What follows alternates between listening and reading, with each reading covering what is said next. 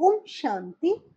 जो कर्म हम करते हैं उसका फल तो बाबा कहते हैं आपको अवश्य ही मिलता है। इसलिए बाबा कहते हैं पुरुषार्थ करो, जितना हो सके बाबा की याद में रहना है, पुरुषार्थ करना है। बाबा कहते मन मना भव, मन ही मन एक मुझे याद करेंगे तो पावन दुनिया के मालिक बन जाएंगे। बाबा कहते मैं तुम्हें वर्षा देने आता हूँ, मैं तो निष्काम सर्विस करता हूँ। बाबा हमारे लिए, हम बच्चों के लिए ही तो आए हैं। तो बाबा कहते अब पूरा पूरा पुरुषार्थ कर अपना पूरा पूरा वर्षा लो। तो बाबा कहते बिल्कुल पक्का है कि आपको वर्षा मिलना ही है। कल्प पहले भी लिया था, कल्प बाद अभी फिर संगम पर, फिर बाबा कहते पुरुषार्थ कर आप वर्षा लो। तो बाबा कहते ये बिल्कुल ऐसे पक्का है जैसे कि death, as certain as death, कि जैसे डेथ पक्की है कि जन्म हुआ है तो फिर मृत्यु होनी ही है। ऐसे ही बाबा कहते कल्प पहले भी आपने वर्षा लिया था, अभी फिर लेना है। लेकिन कैसे लेंगे? जब तन मन धन सब आदि सनातन देवी देवता धर्म की स्थापना करने में लगाएंगे, श्रीमत के अनुसार चलेंगे। तो बाबा कहते अपने आप को पावन बनाते चलना है, कोई भी उलझन का नाम निशान न रहे, ऐसा अपने को उज्जवल बनाना है। बाबा कहते ऐसा उज्जवल कैसे बना सकेंगे? सिर्फ एक बाबा की याद से ही तो बना सकेंगे ना। बाबा कहते विस्तार को सार में समाने की जादूगरी सीख लो तो आप बाप समान बन जाएंगे। तो बाप समान बनने के लिए जो जो बाबा की श्रीमत है, जो जो बाबा ने आज भी मुरली में हमें दिया है, तो उसको अच्छे से ग्रहण करेंगे और अपनी जीवन में उतारेंगे। आज 26 जून 2026 की साकार मुरली के मधुर महावाक्य हैं। ध्यान से सुनेंगे बाबा ने आज हमारे लिए क्या क्या समझाने दी है। बाबा कहते मीठे बच्चे, इस दुनिया में निष्काम सेवा केवल एक बाप ही करता है। बाकी तुम जो भी कर्म करते हो उसका फल अवश्य मिलता है।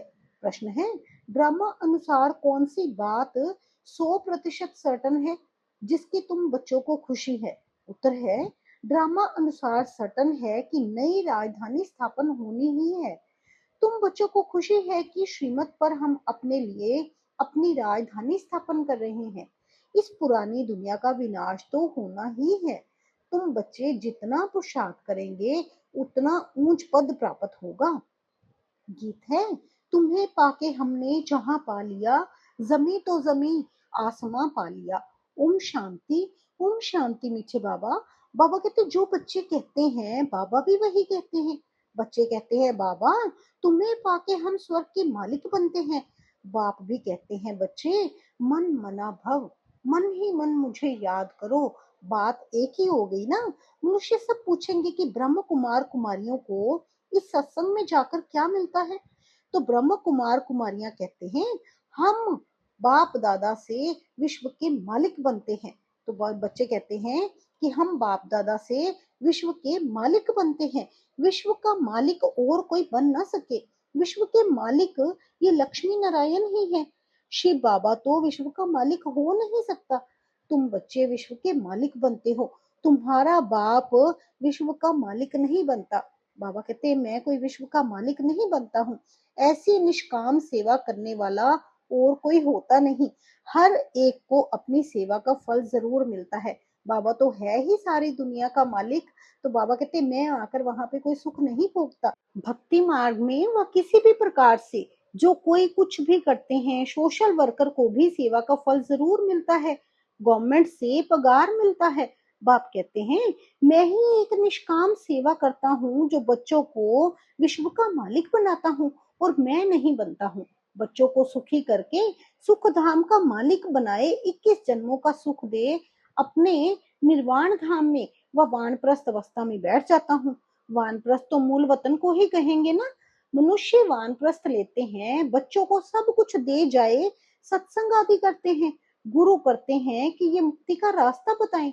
अब तुम बच्चे जान गए हो कि मुक्ति, जीवन मुक्ति का रास्ता कोई मनुष्य मात्र कभी किसको बता नहीं सकते। वे किसी को भी सदगति दे नहीं सकते, अपने को भी नहीं दे सकते। अपने को दें तो फिर दूसरों को भी दे सके। बाप आते ही हैं परम धाम से, वह वहां का रहने वाला है। तुम बच्चे भी वहां के रहने वाले हो, माना परम धाम के बाबा भी रहने वाले हैं। तो बाबा कहते तुम बच्चे भी परम धाम के रहने वाले हो। तुमको पाठ बजाना है इस कर्म क्षेत्र पर। बाबा को भी एक बार यहाँ आना है तुम बच्चों के लिए, जबकि स्वर्ग की स्थापना हो रही है, तो जरूर नरक का विनाश होना ही है। अभी तुम जान गए हो शिव बाबा ब्रह्मा द्वारा आदि सनातन देवी देवता धर्म की स्थापना कर रहे हैं। तुम जानते हो हम मनुष्य से देवता बन रहे हैं फिर से। तुम बच्चों की बुद्धि में है कि हर 5000 वर्ष बाद हम आकर फिर से ब्रह्मा द्वारा शिव बाबा के बच्चे बनते हैं, वर्षा पाने के लिए। पतित पावन उनको कहा जाता है। नॉलेजफुल ज्ञान का सागर भी है। योग अर्थात याद सिखाते हैं, परंतु निराकार कैसे समझाएं, इसलिए कहते हैं ब्रह्मा द्वारा मनुष्य से देवता बनाता हूँ। क्योंकि बाबा कहते हैं निराकार फिर कैसे समझाएं, फिर ब्रह्मा तन के द्वारा ही तो मनुष्य से देवता बनाता हूँ, अर्थात देवी देवता धर्म की स्थापना कराता हूँ। अब वह धर्म है नहीं, फिर बनाना पड़े। अब फिर से आदि सनातन देवी देवता धर्म स्थापन कर बाकी सबको मुक्ति धाम में ले जाता हूँ। भारत प्राचीन खंड है, इसलिए भारत की आदमशुमारी वास्तव में सबसे जास्ती होनी चाहिए। ऐसी बातें और कोई की बुद्धि में नहीं आती। आदि सनातन देवी देवता धर्म सबसे जास्ती बड़ा होना चाहिए। 5000 वर्ष से उन्हों की वृद्धि होती रहती है, बाकी और तो आते ही हैं 2500 वर्ष के बाद। बाबा कहते बाकी तो सभी धर्म फिर 2500 वर्ष के बाद ही आते हैं ना। इस्लामियों की आदमशुमारी कम होनी चाहिए, फिर थोड़े समय बाद बौद्ध धर्म वाले आते हैं, तो उन्हों में थोड़ा फर्क होना चाहिए। इस्लामी बौद्ध आदि पहले सतो प्रधान है, फिर धीरे धीरे तमो प्रधान बनते हैं। ये भी हिसाब है। जो अनन्य समझदार बच्चे हैं उन्हों को ख्याल करना पड़े। आजकल लिखते हैं चाइनीज सबसे ज्यादा है, परंतु उन्हों को सृष्टि चक्र का ज्ञान तो है नहीं। ये सब राज तुम बच्चों की बुद्धि में है। जो पढ़े लिखे हैं उन्हों के को डिटेल में समझाना होता है। बाबा कहते फिर जो पढ़े लिखे हैं उनको तो फिर सारा कुछ डिटेल में समझाना होता है। देवी देवता धर्म वालों को 5000 वर्ष हुए, तो इस समय उन्हों की संख्या बहुत होनी चाहिए। परंतु देवी देवता धर्म वाले फिर और धर्मों में कन्वर्ट हो गए हैं। पहले पहले बहुत मुसलमान बन गए, फिर बौद्धि भी बहुत बने हैं। यहाँ भी बौद्धि बहुत हैं, क्रिश्चियन तो बेशुमार हैं। देवता धर्म का तो नाम ही नहीं है। अगर हम ब्राह्मण धर्म कहें तो भी हिंदुओं की लाइन में डाल देंगे। अभी तुम जानते हो आदि सनातन देवी देवता धर्म स्थापन हो रहा है हम ब्राह्मणों द्वारा श्रीमत पर। बाबा कहते अभी तुम जानते हो ना, ये आदि सनातन देवी देवता धर्म स्थापन हो रहा है हम ब्राह्मणों के द्वारा बाबा की श्रीमत पर। ये ही समझ होनी चाहिए। धर्म गाए तो जाते हैं ना। यहाँ के मनुष्य अपने को हिंदू की लाइन में ले आते हैं। कहेंगे हिंदू आर्य धर्म है, सबसे पुराना है। भारतवासी पहले पहले आर्य थे, बहुत धनवान थे, अब अन आर्य बन गए हैं। कोई अक्ल नहीं है, जिसको जो आता है वह धर्म का नाम रख देते हैं। झाड़ के पिछाड़ी छोटे छोटे पत्ते टाल टालियां निकलते हैं, नए का थोड़ा मान होता है। अभी तुम बच्चे जानते हो कि हम बाबा से स्वर्ग का वर्षा ले रहे हैं। बाबा कहते अभी तुम बच्चे जानते हो ना कि हम बाबा से स्वर्ग का वर्षा ले रहे हैं, तो ऐसे वर्षा देने वाले बाप को कितना याद करना चाहिए। तो कितना याद करना चाहिए, जैसे बाबा ने कल की मुरली में भी हमें तकरीबन 54 टाइम्स याद शब्द को ही याद करवाया कि कितना समय हमें बाबा को याद करना चाहिए। जैसे बाबा ने कल भी कहा ना कि 8 घंटा हमें बाबा की याद में रहना चाहिए। बाबा कहते तुम जितना जास्ती याद करेंगे, एक तो वर्षा मिलेगा और तुम पावन बनेंगे। लौकिक बाप से तो धन का वर्षा मिलता है, साथ साथ फिर पतित बनने का भी वर्षा मिलता है। वह लौकिक बाप, वह पारलौकिक बाप, और ये है बीच में अलौकिक बाप। अलौकिक बाप माना ब्रह्मा बाबा। इनको बीच में दोनों तरफ से जोड़ दिया जाता है। शिव बाबा को तो कोई तकलीफ नहीं होती है, इनको कितनी गाली खानी पड़ती है। वास्तव में श्री कृष्ण को गाली नहीं मिलती है, बीच में फंसा है ये। कहते हैं ना रास्ते चलते ब्राह्मण फंसा, गाली खाने के लिए ये फंसा है। अलौकिक बाप को ही सहन करना पड़ता है। ये किसको पता ही नहीं कि शिव बाबा इनमें प्रवेश कर आए पतितों को पावन बनाते हैं, पवित्र बनने पर ही मार खाते हैं। बाप कहते हैं मैं आया हूँ सबको वापस ले जाने। तुम जानते हो मौत सामने खड़ा है, विनाश तो जरूर चाहिए। विनाश बगैर सुख शांति कैसे हो? जब कोई लड़ाई आदि लगती है तो मनुष्य यज्ञ आदि रचते हैं, लड़ाई बंद हो जाए। तुम ब्राह्मण कुलभूषण जानते हो विनाश तो जरूर होगा, नहीं तो स्वर्ग के गेट कैसे खुलेंगे? सब स्वर्ग में तो नहीं आएंगे, जो पुरुषार्थ करेंगे वही चलेंगे, बाकी जाएंगे मुक्ति धाम में। बाबा कहते फिर जो पुरुषार्थ करेंगे वही चलेंगे ना, बाकी तो फिर मुक्ति धाम में रहेंगे। ये किसको भी पता ना होने के कारण कितना डरते हैं, शांति के लिए कितना धक्का खाते हैं, कॉन्फ्रेंस करते रहते हैं। सिर्फ तुम ब्राह्मण ही जानते हो सुख धाम शांति धाम की कैसे स्थापना हो रही है। बाबा कहते सिर्फ तुम ब्राह्मण ही जानते हो कि सुख धाम और शांति धाम की कैसे स्थापना हो रही है। कितने सौभाग्यशाली हैं हम कि बाबा ने हमें चुना है और हमें ये सारा ज्ञान दिया है।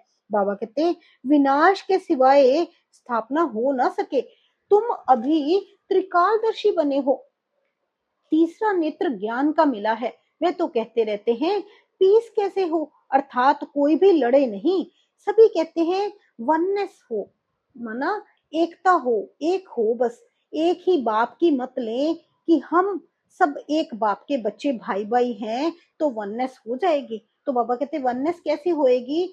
सभी एक है, सब भाई भाई समझे और एक बाबा की मत ले और आपस में लड़े झगड़े नहीं, तो बाबा कहते फिर वननेस हो जाएगी। एक बाबा के बच्चे हैं तो आपस में लड़ना नहीं चाहिए। ये भी तो सतयुग में ही था ना, वहां कोई भी आपस में लड़ते नहीं। वे तो सतयुग की बात हो गई, यहाँ तो है कलयुग। बरोबर सतयुग में देवता थे, बाकी सब आत्माएं कहाँ थी पता नहीं पड़ता। तुम अब समझते हो एक राज्य सिर्फ सतयुग में ही था, वहां सुख शांति सब था। ये सब बातें तुम्हारी बुद्धि में है, नंबरवार पुरुषार्थ अनुसार समझते हैं। बरोबर हम सतयुग में राज्य करते थे, बहुत सुख था, अद्वैत धर्म था। ये ज्ञान किसको है नहीं।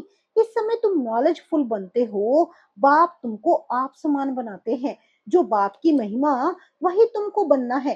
सिर्फ दिव्य दृष्टि की चाबी बाप के पास है ना, तो दिव्य दृष्टि की चाबी बाबा के पास ही रहती है। बाप ने बताया है भक्ति मार्ग में मुझे काम करना पड़ता है, जो जिसकी पूजा करता है मैं उनकी मनोकामना पूरी करता हूँ। बाबा कहते हैं मुझे फिर काम करना पड़ता है भक्ति मार्ग के लिए, जो जिसकी पूजा करता है तो उसकी मनोकामना पूरी करता हूँ। यहाँ भी दिव्य दृष्टि का पाठ चलता है। कहते हैं ना अर्जुन ने विनाश का साक्षात्कार किया, विनाश भी जरूर होना है, विष्णुपुरी की जरूर स्थापना होनी है। बाप ने जैसे कल्प पहले समझाया था वैसे ही बैठ समझाते हैं। बाबा कहते हैं जैसे कल पहले समझाया था वैसे ही बैठ समझाते हैं। बाबा हमको मनुष्य से देवता बनाते हैं। जब देवता बनते हैं तो आसुरी सृष्टि का विनाश जरूर होगा। बाबा कहते हैं जब देवता बनते हैं तो फिर आसुरी सृष्टि का तो विनाश जरूर होगा। चारों तरफ हाहाकार मचना है। बुद्धि समझ सकती है नेचुरल कैलेमिटीज आनी है, मूसलाधार बरसात भी होनी है। इन सब का विनाश हो जाए तब सत्सु की स्थापना हो। 5 तत्वों की खाद भी मिल जाएगी। इस धरती को खाद देखो कितनी मिलती है। बाप कहते हैं इस रुद्र ज्ञान यज्ञ में ये सब कुछ स्वाहा हो जाएगा। भक्ति मार्ग में देखो रुद्र यज्ञ कैसे रचते हैं। शिव बाबा का लिंग और छोटे छोटे सालिग्राम बहुत बनाकर पूजा करके फिर मिटा देते हैं, फिर रोज बनाते हैं, पूजा करके फिर तोड़ देते हैं। शिव बाबा के साथ जिन्होंने भी सर्विस की उन्हों का भी ये हाल करते हैं। रावण की देखो हर वर्ष एफिजी बनाए उनको जलाते हैं। दुश्मन की तो 1-2 बार एफिजी बनाए जलाते हैं, ऐसे नहीं कि वर्ष वर्ष जलाने का नियम रखते हैं। बाबा कहते हैं ऐसे थोड़ी कि वर्ष वर्ष जलाने का नियम रखते हैं, एक बार ही गुस्सा निकाल देंगे। रावण को तो हर वर्ष जलाते रहते हैं। इनका अर्थ कोई समझते नहीं थोड़ी है। तो बाबा कहते फिर इसका कोई अर्थ थोड़ी समझते हैं। फिर कहते हैं रावण ने सीता को चुराया, कुछ अर्थ नहीं समझते। फॉरनर्स क्या समझेंगे, कुछ भी नहीं। दिन प्रतिदिन रावण को बड़ा बनाते जाते हैं, क्योंकि रावण बहुत दुख देने वाला है। रावण क्या है, हमारे अंदर के 5 विकार ही तो हैं। अभी तुम इस पर जीत पाते हो, सतयुग में होगा ही नहीं। ये जो कर्म भी भोगना बीमारी आदि होती है, ये है रावण के कारण। बाबा कहते हैं ये सब जो कर्म की भोगना बीमारी आदि के कारण होती है, ये सब कैसे होती है? ये सब रावण के कारण ही होती है। रावण की प्रवेशता होने के कारण मनुष्य जो भी कर्म करते हैं वे विकर्म हो जाते हैं। सुख दुख का खेल बना हुआ है। इस हिस्ट्री ज्योग्राफी का किसको भी पता नहीं है। लक्ष्मी नारायण को ये राज्य कैसे मिला, किसको पता नहीं। तुम छोटे छोटे बच्चे समझाते हो। ये लक्ष्मी नारायण सतयुग में राज्य करते थे। संगम पर ये राजयोग सीख ये पद पाया है। बिरला को भी छोटी छोटी बच्चियां जाकर समझाएं कि इन्होंने ये राज्य कैसे पाया। अभी तो कलयुग है, इनको सतयुग नहीं कहा जाता। राजाई तो अभी है नहीं, राजाओं का ताज ही उड़ा दिया है। धर्मशास्त्र सिर्फ 4 हैं। गीता धर्मशास्त्र है जिससे 3 धर्म अभी स्थापन होते हैं, ना कि सतयुग में। ऐसे नहीं कि लक्ष्मी नारायण ने व राम ने कोई धर्म स्थापन किया। ये धर्म अभी स्थापन कर रहे हैं। फिर इस्लामी, बौद्धि और क्रिश्चियन क्रिश्चियन का एक ही धर्म शास्त्र है, बाइबल। बस फिर पीछे वृद्धि होती जाती है। आदि सनातन है ही देवी देवता धर्म। अब फिर से देवी देवता धर्म की स्थापना करते हैं। बाबा कहते फिर अब फिर से देवी देवता धर्म की स्थापना करते हैं। तुम ड्रामा के राज को अच्छी रीति समझ गए हो, खुशी भी रहती है। जबकि तुम बच्चों को 100% सर्टन है कि हम फिर से अपना राज्य भाग्य स्थापन कर रहे हैं। इसमें लड़ाई आदि की कोई बात ही नहीं। राजधानी स्थापन हो रही है, ये सर्टन है। एज सर्टन एज डेथ, जैसे ऐसे पक्का है जैसे कि डेथ। तुम जानते हो हम फिर से राज्य भाग्य लेते हैं।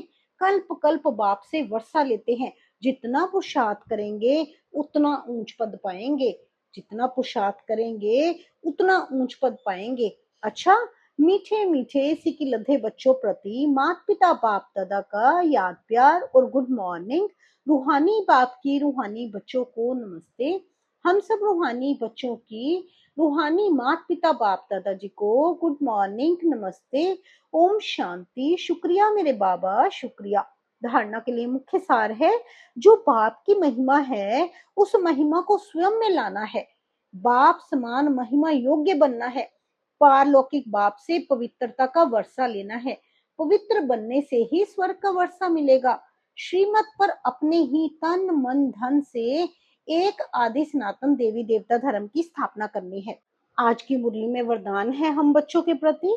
पुराने संस्कार रूपी अस्थियों को संपूर्ण स्थिति के सागर में समाने वाले समान और संपूर्ण भव। विस्तार है, बाप समान व संपूर्ण बनने के लिए सृष्टि की कयामत से पहले अपनी कमजोरियों और कमियों की क्यामत करो। कोई भी उलझन का नाम निशान न रहे। ऐसा अपने को उज्जवल बनाओ। जैसे जन्म परिवर्तन के बाद पुराने जन्म की बातें भूल जाती हैं, ऐसे पुरानी बातों को, पुराने संस्कारों को भस्म करो। अस्थियों को भी संपूर्ण स्थिति के सागर में समा दो, तब कहेंगे समान और संपूर्ण। स्लोगन है, विस्तार को सार में समाने की जादूगरी सीख लो तो बाप समान बन जाएंगे। विस्तार को सार में समाने की जादूगरी को सीख लो तो बाप समान बन जाएंगे। अव्यक्त इशारे हैं, सदा हर्षित रहने के लिए अपनी नेचर को सरल बनाओ, सहनशील बनो। विस्तार है, सहनशीलता वाले बाहरी मुक्ता के वाइब्रेशन को ही नहीं, लेकिन मन के संकल्प भी जो उत्पन्न होते हैं, उन संकल्पों की उत्पत्ति को देखकर भी घबराएंगे नहीं। अपनी सहनशीलता से सामना करेंगे और सूरत से सदैव संतुष्ट व प्रसन्नचित दिखाई देंगे। उनके नैन चैन कभी भी असंतुष्टता के नहीं दिखाई देंगे। वे संतुष्ट मनी होने के कारण सदा हर्षित रहते हैं। बाबा कहते हैं फिर वो संतुष्ट मनी होने के कारण सदा हर्षित रहते हैं। तो अपने में गुणों की धारणा करते चलना है। बाबा ने हमें गुणों और शक्तियों से सजाया है, तो उन गुणों को अपने अंदर इमर्ज करते रखना है। जैसे बाबा ने कहा ना, विस्तार को सार में समाने की जादूगरी सीखनी है, तो फिर बाप समान बन जाएंगे। तो बस फिर बाबा की याद में रहना है और कुछ नहीं। एक बाबा, दूसरा मैं, तीसरा न कोई। बस बाबा की याद में रहेंगे और हर पल अपने आप को बाबा के समान बनाने के लिए, बाबा कहते हैं जैसे उज्जवल बनाना है, अपने आप को उज्जवल बनाएंगे। और बाबा की याद में रहेंगे, अपनी कमी कमजोरियों को खत्म करते चलेंगे। अच्छा जी, शुक्रिया मेरे बाबा, शुक्रिया। ओम शांति, ओम शांति।